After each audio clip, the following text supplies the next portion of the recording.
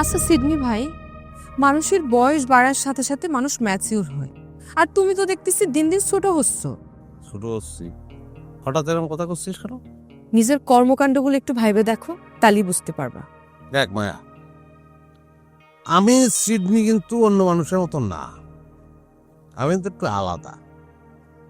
সবাই যে কাজ করে সিডনি কিন্তু সে কাজ করে না। বরং ভবিষ্যতে দেখবি বর্তমানে সিডনি যা করতেছে সেসব কাজ ভবিষ্যতে অন্য মানুষ করবে। 8-10 জন মানুষের চাইতে তুমি এক্সেপশনাল হতেছো, আমি বুঝতে পারছি, তাতে আমার কোনো সমস্যা নেই। তাই বলে একটা বাপের বয়সে মানুষেরা তুমি ছাড় দিবা না, সেটা কি ঠিক করেছো তুমি? বাপের বয়সী বলতে তুই কার কথা করছিস? হুমায়ুন চাচা, প্রেম কুমারে সাবানার সাজায় তুমি যে তার কাছ থেকে টাকা লোন নিয়েছো, এটা কি তোমার পাপ হয়েছে না? আরে মজা করেছি, মজা করলে কি পাপ হয় রে? এটা কোনো ধরনের মজা না। মানুষটার মান সম্মান তুমি বাজারে তুলিছো, সে এখন এলাকায় মুখ দেখাতে পারতেছে না, এটা কি ঠিক কও? তা আমি যদি তোরে কই যে বিষয়টা উল্টো করে একটু দেখ। সেটা কিরম? ধর আমাদের এই হুমায়ুন চাচা, তার ইমেজটা কিরম সমাজে? খুব ভালো মানুষ, হ্যাঁ, ফেরেস্তা টাইপের মানুষ।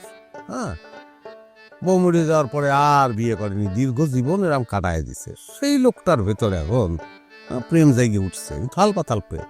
সাবানা এসে সবকিছু এলোমেলো করে দিতে। এটা কতিবাড়ির যে আমি হোমিওপ্যাথি ওষুধ দিছি, হোমিওপ্যাথি ওষুধের মতন ভিতরের তো রোগ বের করে নিয়ে আসি।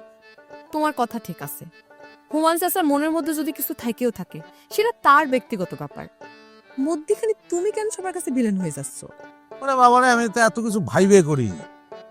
আমি এ নিয়ে আমার যদি কেউ কিছু ভাইবে থাকে তাহলে ভাবুক, আমার কিছু যায় আসে না।